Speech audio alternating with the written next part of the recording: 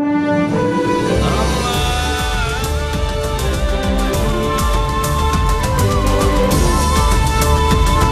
الإحسان والإنسان.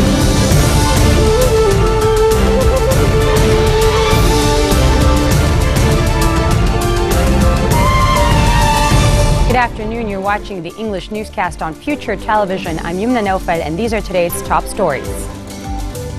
Jaja states that the presidential file is complicated and the contacts within the Future movement with leader former Prime Minister Hariri are ongoing to convince him to elect On. The movement chief Frangieh stresses his allies will not ask him to draw back his nomination for the top state post. And the leader of the rebel group Nusra Front says it is cutting ties with Al-Qaeda to deny foreign powers, including the United States. Lebanese Forces Chief Samir Jaja is stating that the presidential file is complicated and that contacts with Future movement leader former Prime Minister Saad Hariri are ongoing to try to convince him to elect the Change and Reform bloc leader MP Michel Aoun. Jaja stressed that Hezbollah is not serious with the nomination of Aoun as president. The party cannot bear to lose its political alliance with Aoun and the Free Patriotic Movement, but at the same time it does not wish to have Aoun as president. Pointing to the role of Iran in Lebanon, Jaja said Hezbollah is a major part of the Iranian strategy in the region.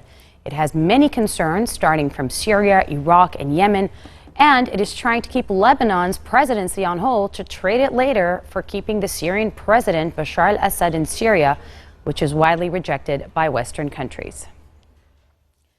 The movement chief MP Sleiman Frangieh is stressing that his allies would not ask him to withdraw his nomination for the top state post, and he assured that his candidacy for the presidential race is still valid. Slamming media reports alleging that Future movement head Saad Hariri might reconsider his nomination for Frangieh. The latter said Hariri's initiative with regard to the presidency still stands. Reports that my nomination have been withdrawn are untrue. Nevertheless, Frangieh assured that he will not obstruct the election of any figures that garners national consensus, stating, quote, "We will not stand in the face of anyone who gets the majority of the votes." The leader of the rebel group Nusra Front says it is cutting ties with Al-Qaeda to deny foreign powers, including the United States and Russia, a pretext to attack Syrians.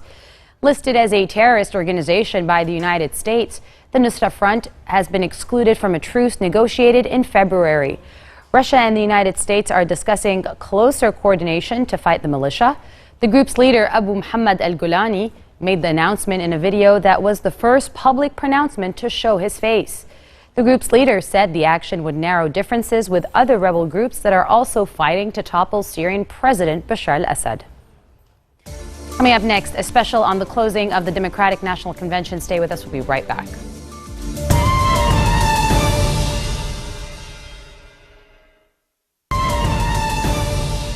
Welcome back.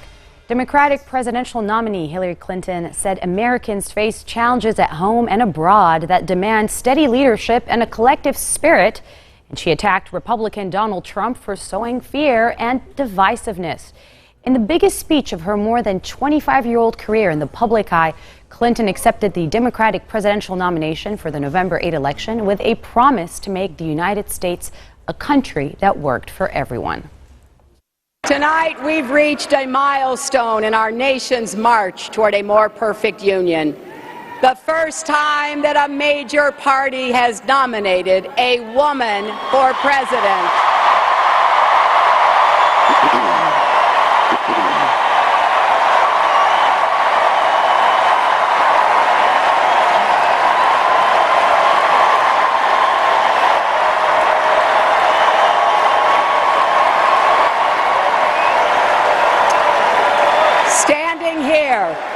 Standing here as my mother's daughter and my daughter's mother, I'm so happy this day has come. I'm happy for grandmothers and little girls and everyone in between. I'm happy for boys and men, because when any barrier falls in America, it clears the way for everyone.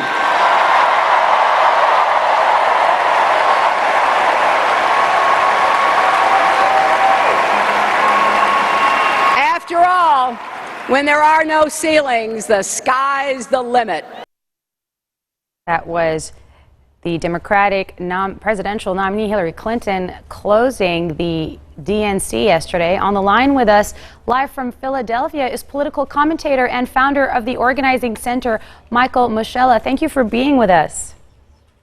Oh, it's great to be here after especially an historic night in Philly. Thanks for having me. Thank you for being here. Michael, we just heard the Democratic presidential nominee Hillary Clinton, the first woman in U.S. history to ever clinch a major party's nomination. What was it like to actually witness her walk out and give what many are calling the most important speech of her career? We thought the roof might blow off of the stadium there called the Wells Fargo Center.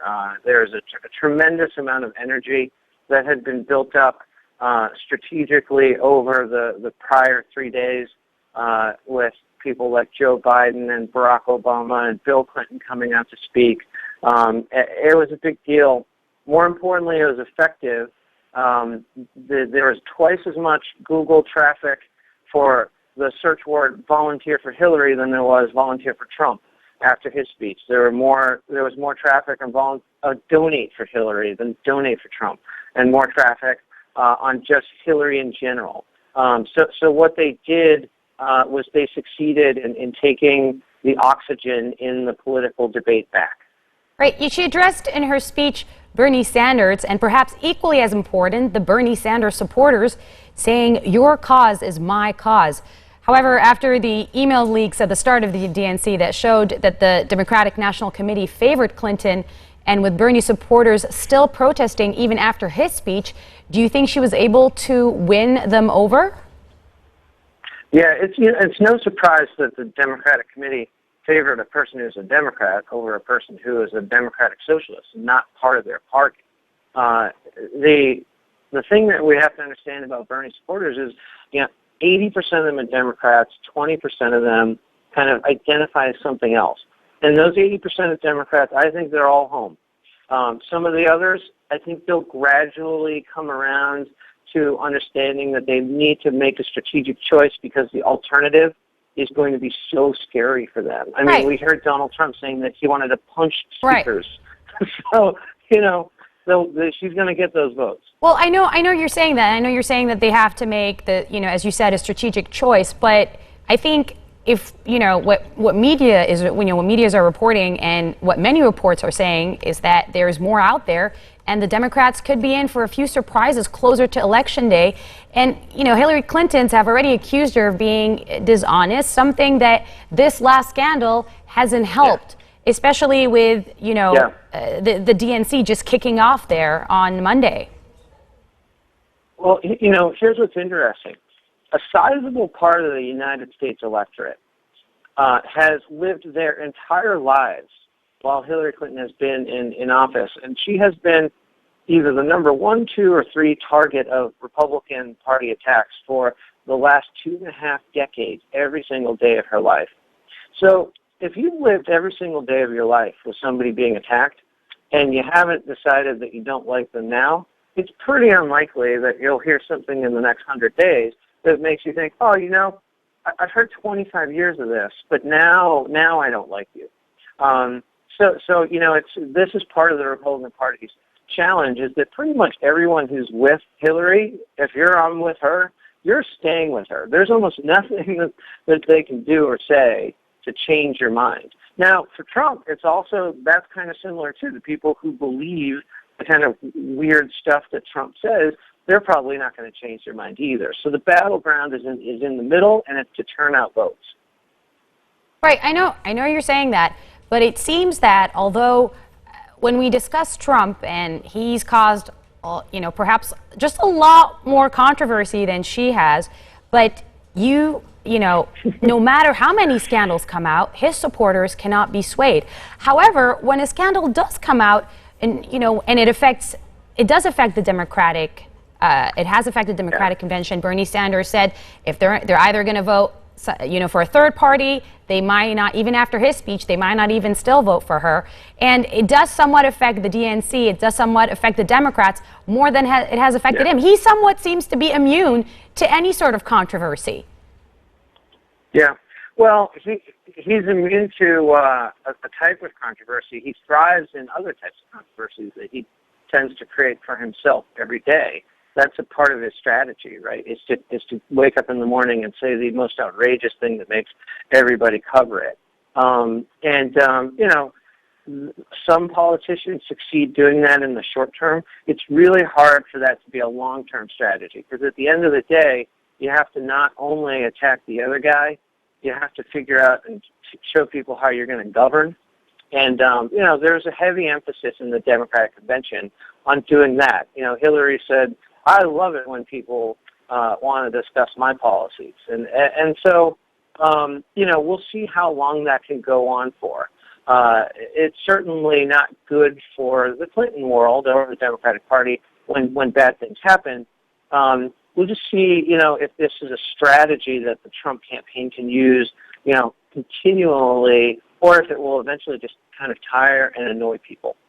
You know, it's interesting, and it's definitely going to be very interesting to see how it all unfolds with the debates coming up until the election on November 8th. But what I remember is 8 years ago when Americans went to the poll, at that time, the biggest issue on their minds was the economy and creation of jobs. Many people were losing jobs, many people were getting laid off, and the economy had hit an all-time low. And today, while those two, the economy and jobs, are still important, we do see somewhat of a shift and more emphasis being put on immigration, specifically in regards to what's happening around the world now with a lot of different attacks and ISIS, and even that hitting home after the Orlando attack. So Donald Trump has been a lot more vocal about immigration, a lot more strict, and people seem to actually be listening. Can that play in his favor? And will that get him to the White House today? Because we keep saying it's not real, it's not real, it's not happening. But this is not a reality show anymore. This is happening. Yeah, so interestingly, I think it'll actually play against him, and here's why. You're right, 8 years ago when Barack Obama was campaigning, that's when the U.S. economy was on the brink of collapse. We had a huge banking crisis, and President Obama really admirably stabilized our economy, took it back from the brink, and will probably be known as one of the 10 best presidents in U.S. history for doing that part. Now we're at a different place as a country. Right. We don't fear utter collapse, so we're starting to look at, you know, what else is going on. And the United States has an interesting history of new waves of immigrants coming in, affecting and changing the culture of the United States, and older generations of folks reacting negatively against that.